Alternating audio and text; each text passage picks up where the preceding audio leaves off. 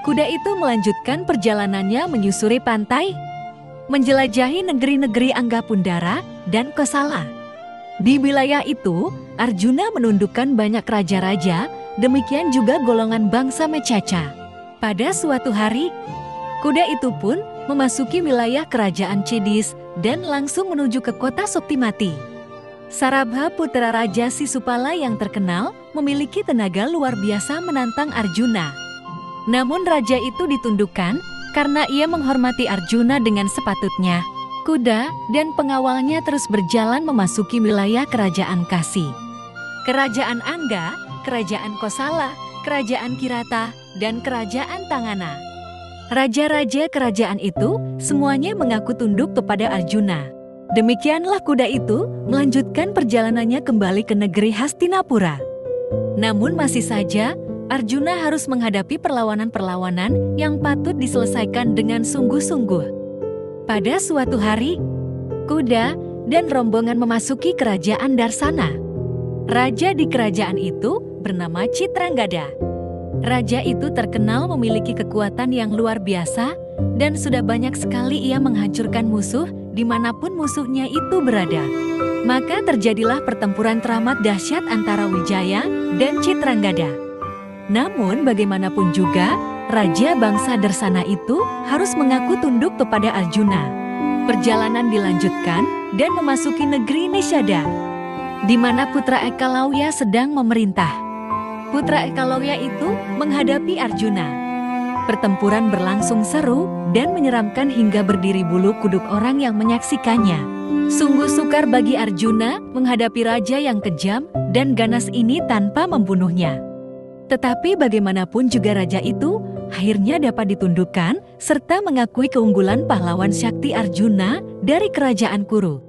Masih di lingkungan wilayah para raksasa itu, Arjuna harus berhadapan dengan raja-raja bangsa Drawida dan Andhras.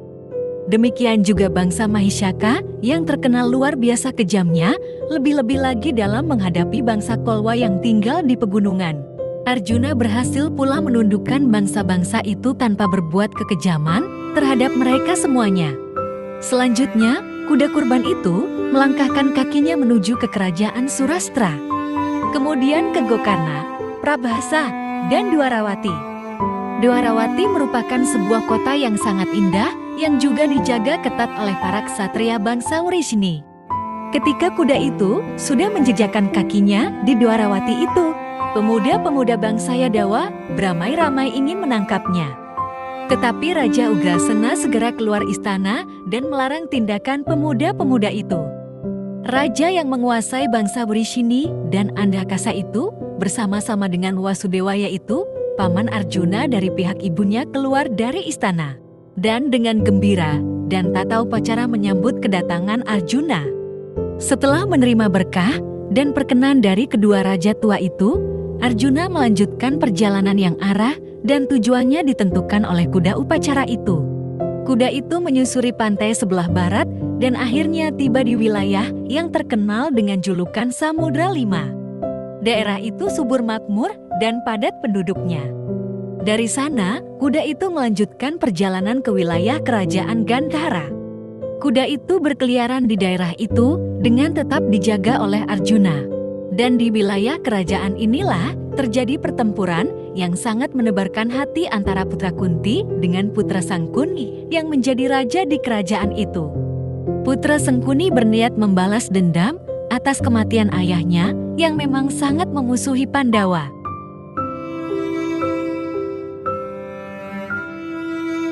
Putra Sangkuni itu seorang ksatria ahli kereta yang paling tangguh di antara para Gandhara.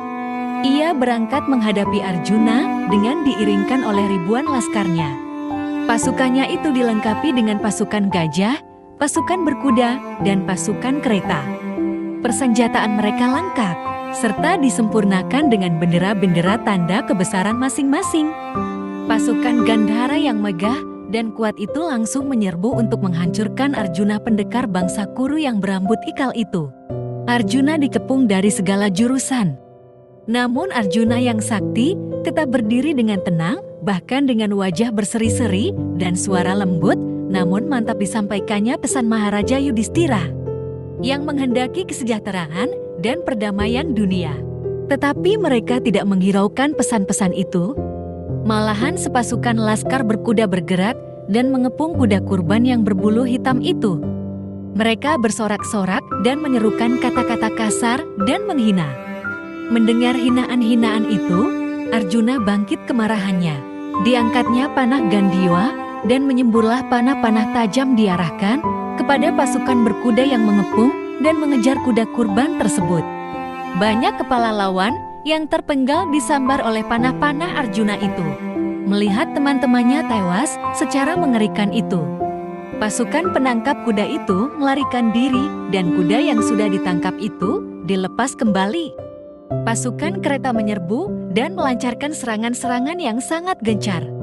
Putra Arjuna dengan seenaknya menangkis serangan mereka itu, sambil membalas dan membabat musuhnya satu persatu. Ia menunjuk dan menyebutkan setiap lawan yang ingin dipanahnya, dan satu demi satu mereka terjungkal tewas karena panah Arjuna sungguh tak pernah meleset. Korban berjatuhan bertumpuk-tumpuk di sekeliling Arjuna. Melihat keadaan ini, Raja Gandhara Putra Sengkuni lalu menyerbu maju untuk menghadapi Arjuna sendiri. Kepada raja itu, Arjuna berseru sebagai berikut. Aku tidak diperkenankan membunuh raja yang berhadapan denganku dalam tugas suci ini. Demikian itu perintah Yudhistira. Karena itu, hai pahlawan, janganlah Paduka menyerang diriku. Hentikan permusuhan ini. Janganlah Paduka mengundang kekalahan. Kata-kata Arjuna itu dijawab dengan senyuman sinis serta semburan ribuan anak panah yang diarahkan lurus-lurus ke arah bagian-bagian lemah tubuh Arjuna. Pahlawan bangsa Guru dengan sikap mengelak, menangkis, berkelebat kian kemari tidak ubahnya Arjuna sendiri apabila menghadapi musuh-musuhnya. Saat gerakan mengelak yang terakhir, Arjuna melepaskan panah yang ujungnya berbentuk bulan sabit yang dengan tepat menyamar gelung kepala Raja Gandhara itu.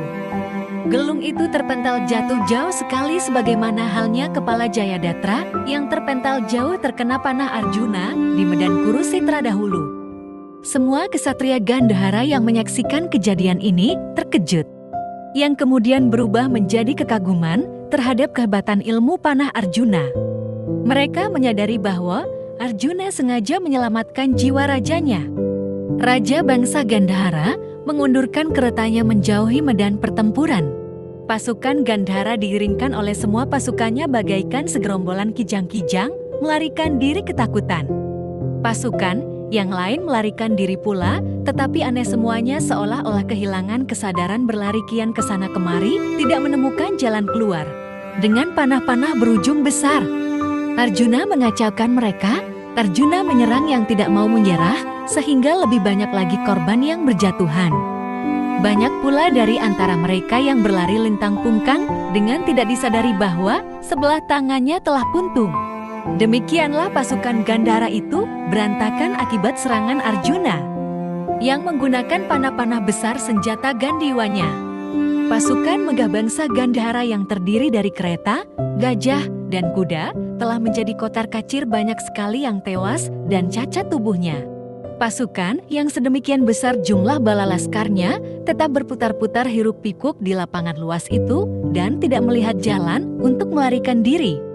Banyak sekali para ksatria Gandhara itu tewas sebelum sempat berdiri berhadap-hadapan dengan Arjuna. Tidak ada yang mampu menandingi kehebatan Arjuna.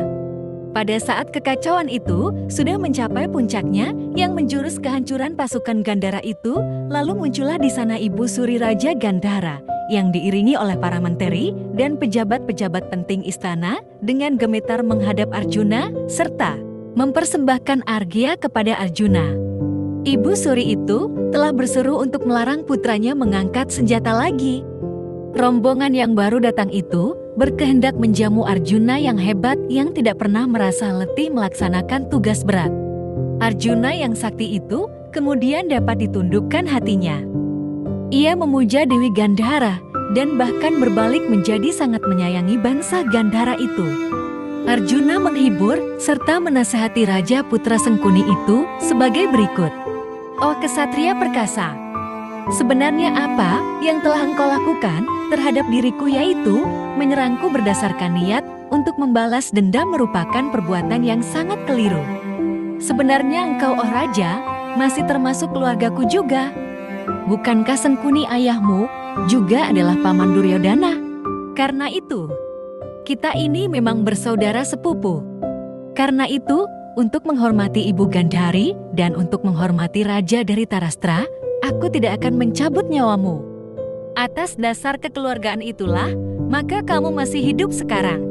Akan tetapi banyak sekali para pengikutmu menemui ajalnya. Semoga hal seperti itu tidak akan terulang lagi. Hentikan dan lenyapkanlah perasaan dendam itu. Semoga pengertianmu tidak berubah dan tidak keluar dari garis kebenaran. Dengan ini pula aku mempergunakan kesempatan untuk mengundang kamu sekalian menghadiri upacara kurban kuda yang akan diselenggarakan pada hari bulan Chaitra yang akan datang. Setelah mengucapkan nasihat-nasihat itu, Arjuna melanjutkan perjalanannya menjaga kuda kurban yang berjalan sekehendak hatinya itu. Bagaimanakah kisah Arjuna selanjutnya dalam mengemban tugas untuk mengawal kuda kurban yang dibebankan olehnya? Jangan lupa subscribe ke channel ini dan nyalakan lonceng notifikasinya untuk mendapatkan kisah Wiracarita Aswamedha Parwa selanjutnya. Terima kasih.